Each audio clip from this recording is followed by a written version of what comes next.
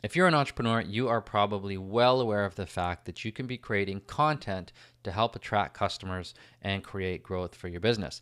But what you might be wondering is, out of all the types of content that you could be creating, what should you create for your specific business to help you achieve your goals? That's a question that I'm going to help you answer in this video. And just so you know, I've also got a free resource for you, a one-page content planning worksheet that you can use to apply what I'm about to cover in this video and come up with a content plan for your business that is customized to your goals and objectives.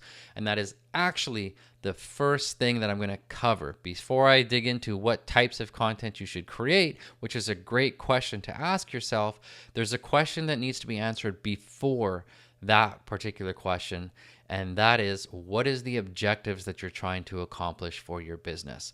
Because we must first get clear on the goals that we're trying to achieve with our content before we can correctly answer, well, what is the right type of content to create that will help to accomplish those goals? So rather than asking yourself, should I be starting a YouTube channel? Should I be starting a podcast? Should I be starting a newsletter? Should I be on Facebook? Should I be on LinkedIn? All those types of questions, which are more about what type of content and what platform to distribute them on, we want to get clear on what are the specific metrics that we want to see some growth in. So in a moment, I'm going to share my screen and walk you through the top 3 objectives that you can have for your content, and then I'll highlight some of the types of content that work best for accomplishing each of those objectives. Now, before I do, I just want to give you a little bit of context into how I learned how to organize content in this way. So I've been creating content for other companies for about 10 years now. And in 2016, I was hired as a content manager for a software company in Vancouver. And this was an early stage startup, so the teams weren't very big. In fact, I was employee number 12, and each team in the company had like 2, maybe 3 people. So when you work for a company that size, nobody hands you the playbook of exactly how to do your job. We were all clear on what our outcomes were for our job, but there were no systems and processes for how to accomplish those outcomes. So my job was to help to attract and educate customers so that they could use the software more successfully. And so I just went on this journey of publishing a lot of content. Over the course of 3 years, I published hundreds of pieces of content, ranging from blog posts to webinars to courses to customer case studies, YouTube videos, social media posts, email campaigns, you name it, I got my hands on it. And in the process of doing that, I started to see what type of metrics and what type of objectives each of those types of content that I published helped to contribute to. And it was through that experience that I got very good at identifying what we should create once we know what the goal that we're trying to accomplish is. Okay, so on that note, let's walk you through these objectives. So the first objective that you can have for your content is the objective of generating awareness for your business. And awareness is typically measured as views or visitors. Okay, so views are usually happening on a platform that's not yours, like views on a social media post or views on a YouTube video. And visitors are usually people visiting your website. And so the objective that we're measuring when our goal is awareness is the number of people that saw the content. Okay, and this works great for getting in front of somebody for the first time, for trying to create that brand awareness. And it also works for helping to stay top of mind for the people who already know us and who follow us online. Now, the second type of objective would be lead generation. And lead generation is where we want somebody's contact info because they represent a potential customer or client for us. And so there are specific types of content that people are willing to trade their contact information for, and most importantly, give us permission to continue communicating with them and following up with them until we can convert them into a buyer, which brings me over to the third objective here, which is to produce a buyer, to create a transaction. Okay, and so this is where somebody has moved from lead to customer. Of course, there are things we can do to try to retain customers for longer and make them worth more over time, but to turn somebody into a buyer for the first time, we need to have built up enough trust with them where they feel comfortable parting ways with their money and exchanging it for our product or service. And there's some content that can really help make that process a lot smoother. So these are the 3 main objectives that you might have for your content. And in my experience, the types of content that work best for accomplishing these objectives vary. So if your goal is to generate awareness, I want you to think about content that people can find in their search or when they're scrolling. So when they're scrolling, that implies social media. So posts on social media, even ads on social media, those can be short videos, those can be written posts, those can be images, carousels, etc. And when it comes to advertising, you got a number of platforms that you can choose to run your ads from to create some awareness in your market for the first time. Now, when it comes to generating leads, the type of content that I find works best are the downloadable resources that help somebody to solve a specific problem that also qualifies them as a potential buyer for your products and services. So some examples of resources that work really well are things like checklists, templates, free guides, mini trainings like mini courses, video courses, email courses, webinars can work well, workshops can work well. Anything that somebody would give you their contact info for, and in exchange for that, you're giving them something that gets them a quick win. Help them solve a specific problem that is directly related to the thing that your main product or service could help them with.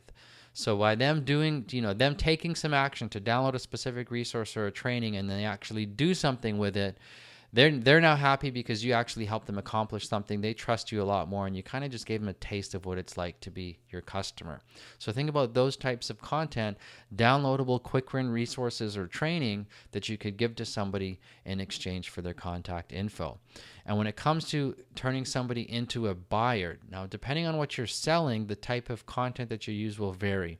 If you're selling software, for example, you might have a free trial page or a sign-up page for your software. If you're selling coaching, consulting services, you're probably going to want to book a call with a potential client. So you'll have a call booking process to help you filter through who's a good fit as a client and who's not. And if you're helping people purchase something online, then you're going to need a great sales page or a checkout page for a specific product so that they can make the choice to buy without actually having to talk to a salesperson. But in any one of these cases, no matter what you're selling, you can absolutely use content to either create the transaction or create the sales opportunity or the sales conversation where a person then talks to that potential customer to help them become a buyer. So those are some examples of the types of content that you might use depending on what your objective is. Now, you might have noticed there's one other box in the middle here that I've yet to highlight. And that's because these are the three main objectives that you have for your content. And there's something that you can do that will make accomplishing all of these objectives a lot easier and create a bit of a snowball effect. Okay, the reason there are arrows going around this diagram is because if you do all three, it creates momentum. If you're investing in content that builds awareness, gets you known by your target market, but you also have content that converts them into leads, now you get to grow your audience knowing that a percentage of that audience will become a qualified lead. And if you also have content that turns leads into buyers, you know that as your database grows, as your email list grows, so does your revenue because you've got content that helps turn a lead into a buyer. And the more buyers you get, the more revenue you generate, the more you can reinvest into that, into content to keep this cycle going, and creates a snowball effect. And the one thing that's going to make all of this easier is social proof. So whether you're trying to get somebody's awareness or attention for the first time, if you're trying to convert somebody into a lead, or you're trying to convert somebody into a buyer, with all of these objectives, the more that you can sprinkle social proof into your content, that's a signal to your market that you're not just trying to tell them how great you are, but there's proof that others think that your product or service is great too, and that you've helped others who are just like them. And so anytime that you can have customer testimonials, publicly published reviews, ratings of your products or service, case studies of people that you helped, you want to sprinkle that stuff throughout your content, regardless of which type of content you're publishing, because that is evidence that you are who you say you are, that you can do what you say you can do, and that you've helped others with your expertise and with your product or service.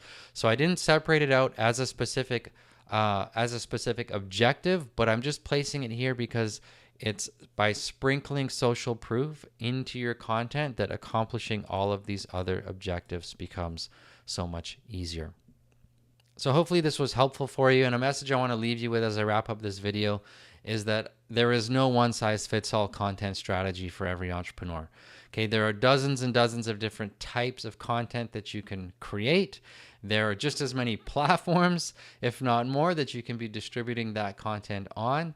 And the best approach for you might be different. In fact, it will probably be different from what the best approach for somebody else is. So again, consider those three main objectives and make a plan for creating content that will help you to accomplish all three of those objectives. That's what will create the snowball effect. It'll help create some momentum. There will be a compounding effect that happens when you're publishing content that drives all three of those objectives for your business. And then as you're getting good feedback and testimonials and case studies from your customers or from your clients, you want to sprinkle some of that proof all over your content so that it's not just you telling your market how smart you are, what an expert you are, or how helpful you are, but you've got proof from others. And so to help you create that content plan that is customized for your business, I have a one-page content planning worksheet. You can download that worksheet. There'll be a link just below this video here, and you'll be able to apply what I've just shared in this video so that you can make the choices of what are the main objectives for your business, how are you going to measure those objectives, what type of content are you committed to creating, how are you going to distribute that content to ensure it gets in front of your target audience, and so on and so forth. Because again, there's no one size fits all content plan for every entrepreneur, but there is a proven framework that you can follow to ensure you're creating content that drives growth for your business. I hope that this was helpful for you. Feel free to leave a comment below if you have any questions or feedback for me. And if you want a copy of my content planning worksheet, just type content plan in the comments below and I'll get you a link to that resource.